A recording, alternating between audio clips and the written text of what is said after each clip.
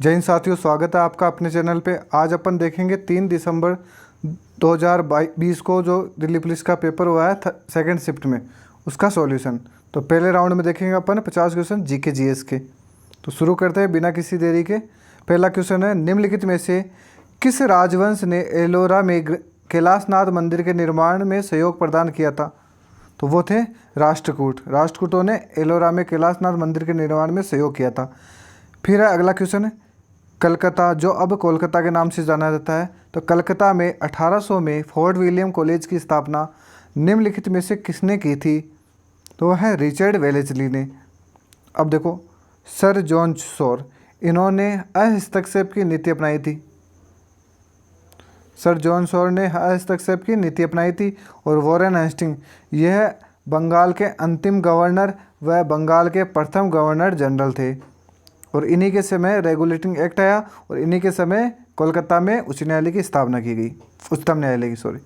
फिर अगला क्वेश्चन, भारत में जनगणना द्वारा अनुपालित प्रणालियों के अनुसार लिंग अनुपात को जनसंख्या में प्रति पुरुषों पर महिलाओं की संख्या के रूप में परिभाषित किया जाता है, तो वह है 1000। फिर है अगला क्वेश्चन, निम्नलिखित में से किसे द्रोणाचार्य पुरस्कार नियमित श्रेणी 2020 में से सम्मानित नहीं किया गया? तो 2020 में नियमित श्रेणी में इन तीनों को द्रोणाचार्य पुरस्कार मिला था और इनको नहीं मिला था, तो ये भी ध्यान रखना है। चलो अगला क्वेश्चन है, 2005 में पद्मश्री पुरस्कार से सम्मानित सुनीता नारायण को निम्नलिखित में से किस क्षेत्र में उनके द्वारा किए गए कार्यों के लिए जाना जाता है? तो वह है विज्ञान और पर्यावरण। अब देखो, पेपर 2020 में है और करंट अफेयर का क्वेश्चन पूछ लिया 2005 का भी, तो करंट का कोई ऐसा फिक्स नहीं है, लेकिन ये ऐसे क्वेश्चन स्किप करने लायक होते हैं। अगर नहीं आ रहा ना, तो आप इनको छोड़ के आगे चलो, क्योंकि नेगेटिव करना एक दिल्ली पुलिस में सबसे बड़ी चीज़ यही है कि नेगेटिव मार्किंग से बचोगे तभी आप सिलेक्शन सुनिश्चित कर पाओगे। फिर अगला क्वेश्चन है, केंद्रीय वित्त मंत्री द्वारा दिए गए 2020-21 के बजट भाषण के अनुसार वर्ष तक जन औषधि केंद्र योजना का सभी जिलों में विस्तार कर दिया जाएगा, तो यह है 2024 तक। और ये ध्यान रखना आपको, जन औषधि केंद्र योजना 2024 तक इसका विस्तार कर दिया जाएगा। फिर अगला क्वेश्चन, सांची का महान स्तूप निम्नलिखित में से किस राज्य में स्थित है? जो सांची का महान स्तूप है, यह सांची का बौद्ध स्तूप है, यह मध्य प्रदेश में स्थित है। फिर अगला क्वेश्चन, देवगढ़ का दशावतार मंदिर निम्नलिखित में से किस राज्य में स्थित है? तो यह है उत्तर प्रदेश में। देवगढ़ का दशावतार मंदिर उत्तर प्रदेश राज्य में स्थित है। फिर अगला क्वेश्चन है, प्राचीन विद्वान पाणिनि को किस क्षेत्र के में उनके योगदान के लिए जाना जाता है? तो यह संस्कृत कवि थे, संस्कृत व्याकरण के योगदान में इनको जाना जाता है। फिर अगला क्वेश्चन, निम्नलिखित में से कौन सी समुद्री मत्स्य प्रजाति नहीं है? तो वह है कतला। कतला एक समुद्री मत्स्य प्रजाति नहीं है। फिर वन अरेंज्ड मर्डर नामक पुस्तक के लेखक या लेखिका कौन है? तो वन अरेंज्ड मर्डर नामक पुस्तक चेतन भगत की है। फिर है अगला क्वेश्चन, निम्नलिखित में से कौन सा एक साधारण स्थायी उत्तक है? तो यह मृदक। मृदुतक यह है साधारण स्थायी उत्तक। फिर है ये करंट अफेयर का क्वेश्चन है।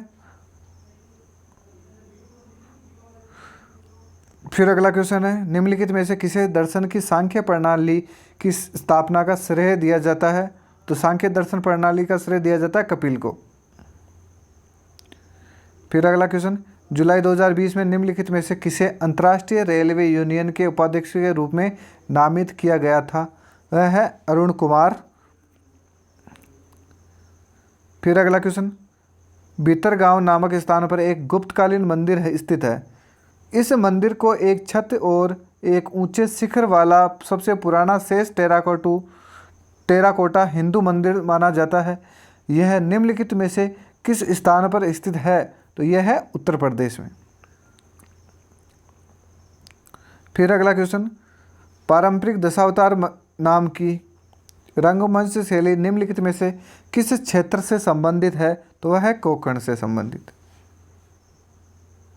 आज के लिए अपन क्वेश्चन से देखेंगे, व्याख्या नहीं करेंगे इनकी। फिर अगला क्वेश्चन, राजीव गांधी खेल रत्न पुरस्कार 2020 से सम्मानित मनिका बत्रा किस व्यावसायिक खिलाड़ी है? तो वह है टेबल टेनिस की।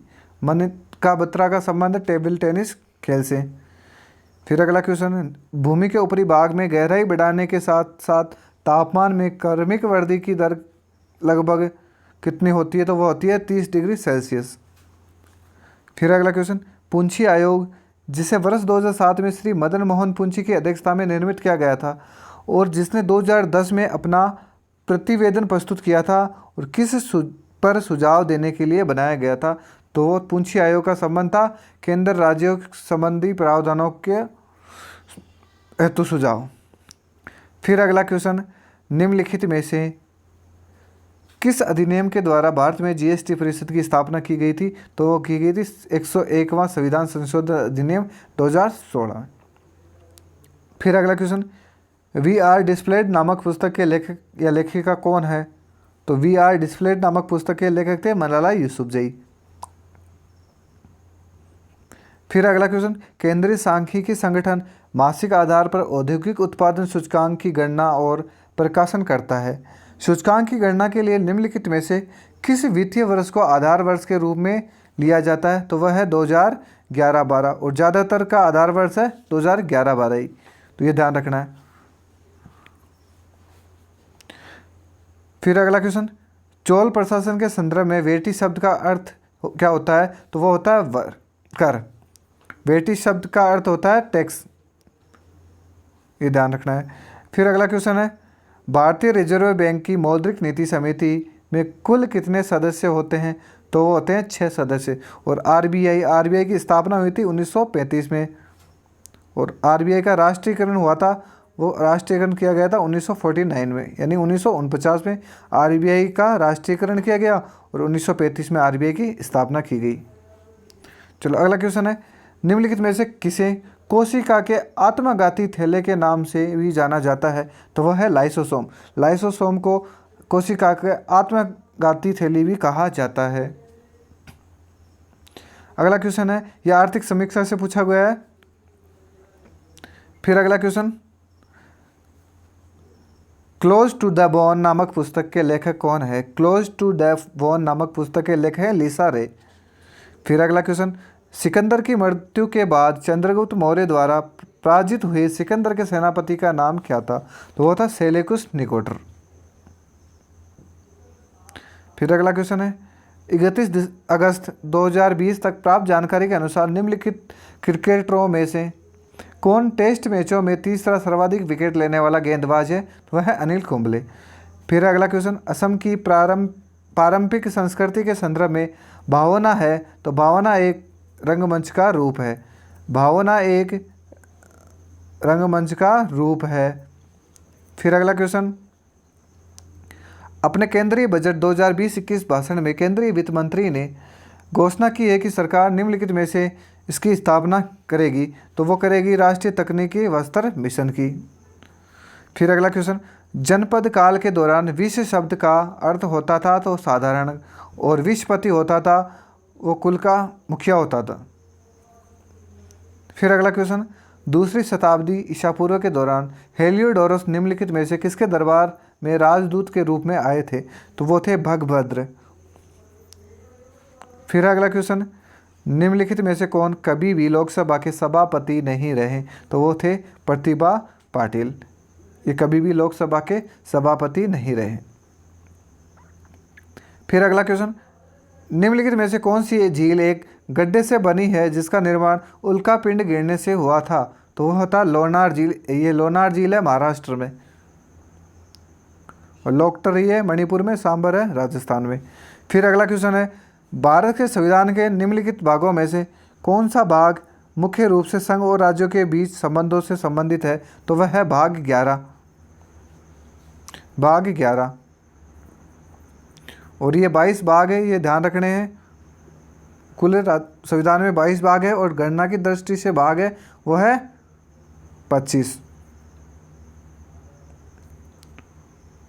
चलो अगला क्वेश्चन है, ऊर्जा एक आदर्श पिरामिड में या ऊर्जा के एक आदर्श पिरामिड में यदि हरे पौधों द्वारा 500 जूल सौर ऊर्जा ग्रहण की जाती है तो केवल कितने जूल पौधों द्वारा अवशोषित करके रखी जाएगी और बाकी पर्यावरण में लुप्त हो जाएगी? तो वो है 5 जूल।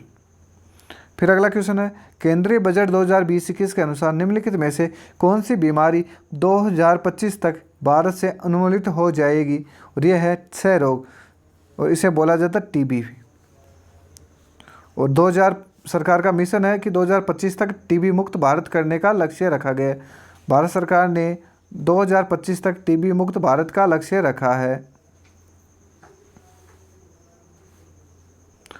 फिर अगला क्वेश्चन, लेक्टोमीटर की कार्यप्रणाली निम्नलिखित में से किस पर आधारित होती है? तो होती है आर्किमिडीज का सिद्धांत। लेक्टोमीटर की कार्यप्रणाली आर्किमिडीज का सिद्धांत पे आधारित होती है। फिर अगला क्वेश्चन, निम्नलिखित में से कौन सी झील श्री हरिकोटा द्वीप द्वारा बंगाल की खाड़ी से अलग होती है? तो वो है पुलिकट। फिर अगला क्वेश्चन, सितंबर 2020 में निम्नलिखित में से किसे राज्यसभा के उपाध्यक्ष के रूप में निर्वाचित किया गया है? तो वह है हरिवंश नारायण सिंह। फिर अगला क्वेश्चन है, क्रिकेट खिलाड़ी सिमरन हेटमायर कहाँ के हैं? तो सिमरन हेटमायर वेस्ट इंडीज के खिलाड़ी है, ये ऑलराउंडर है। फिर अगला क्वेश्चन, नरसिंह वर्मन प्रथम जिन्हें मामल के नाम से भी जाना जाता था, वो किस राजवंश के शासक थे? तो वो पल्लव वंश के शासक थे। फिर अगला क्वेश्चन, पादप के निम्नलिखित भागों में से कौन सा भाग धनात्मक गुरुत्वानुवर्तन दर्शाता है? तो वह है जड़।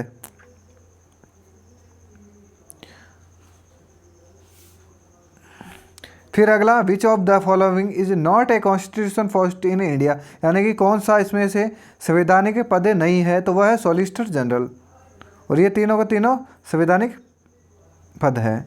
फिर अगला क्वेश्चन, भारत की जनगणना में निम्नलिखित में से किस वर्ष में पूर्ववर्ती जनगणना की तुलना में भारत में लिंगानुपात में वृद्धि दर्ज की गई थी? तो वह था 1981 की जनगणना। फिर है अगला क्वेश्चन, जून 2020 में वैश्विक rating agency Standard and Poor's ने वर्ष 2021-22 के दौरान भारत की वास्तविक जीडीपी की वृद्धि का अनुमान कितने प्रतिशत पर लगाया है? तो वह है 8.5% पर। फिर अगला question, banking soda solution gives green colour with which of the following indicators? वो है चाइना रोज। फिर है जीके जीएस का अंतिम क्वेश्चन है, सितंबर 2020 में यूनिसेफ इंडिया ने बच्चों के खिलाफ होने वाली हिंसा को समाप्त करने के अपने कार्य के लिए सेलिब्रिटी वकील के रूप में निम्नलिखित में से किसकी नियुक्ति की घोषणा की है? तो वह है आयुष्मान खुराना। ये हो गए अपने जीके जीएस के 50 क्वेश्चन। फिर अब देख, अगला पार्ट है रीजनिंग का, और ये क्वेश्चन पूछे गए थे 25 संख्या में। 25 क्वेश्चन रीजनिंग के, 15 क्वेश्चन मैथमेटिक्स के, और 10 क्वेश्चन आते हैं कंप्यूटर साइंस के।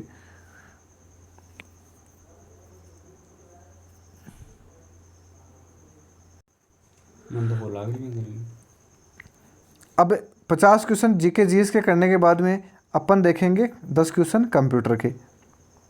और कंप्यूटर का बहुत अच्छा रोल है, सीधे सीधे एक ही सब्जेक्ट से 10 क्वेश्चन आ रहे हैं, और इसमें आपको कम से कम मिनिमम 5 से 6 क्वेश्चन तो करने ही पड़ेंगे।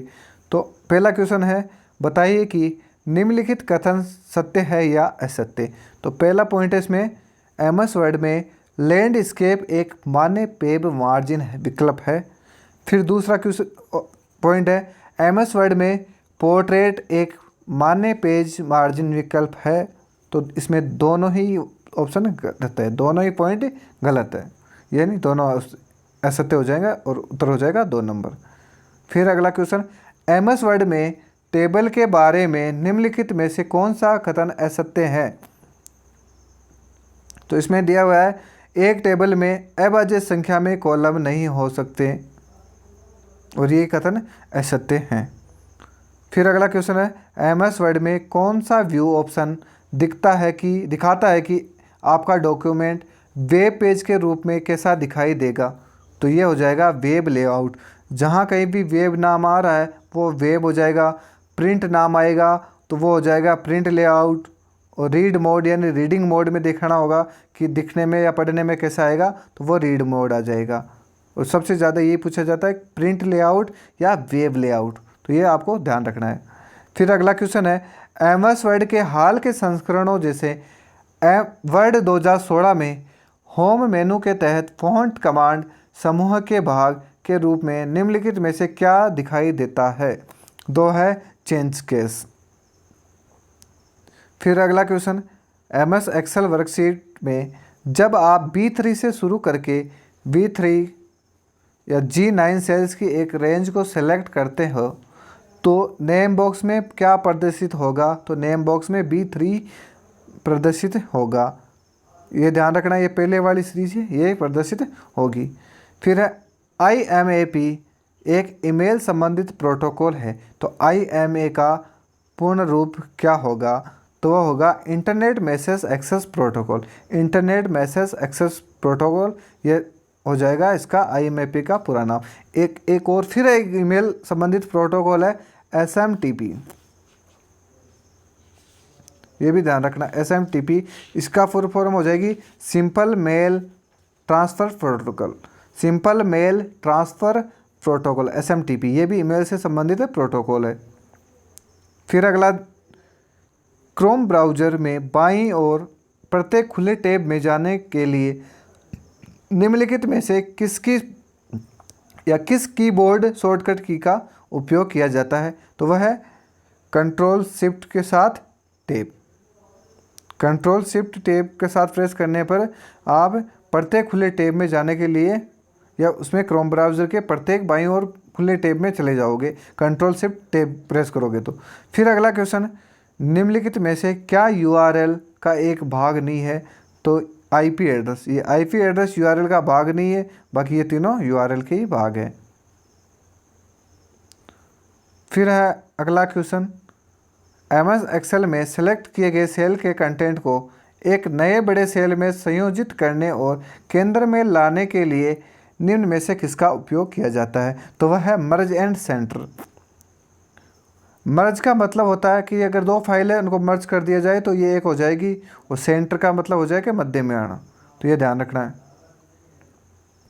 फिर ये कंप्यूटर का और अंतिम क्वेश्चन है, निम्नलिखित MS एक्सेल फॉर्मूला का परिणाम क्या होगा? तो ये प्रत्येक हर पेपर में फॉर्मूला कैलकुलेशन से रिलेटेड एक या दो क्वेश्चन पूछा जा रहा है।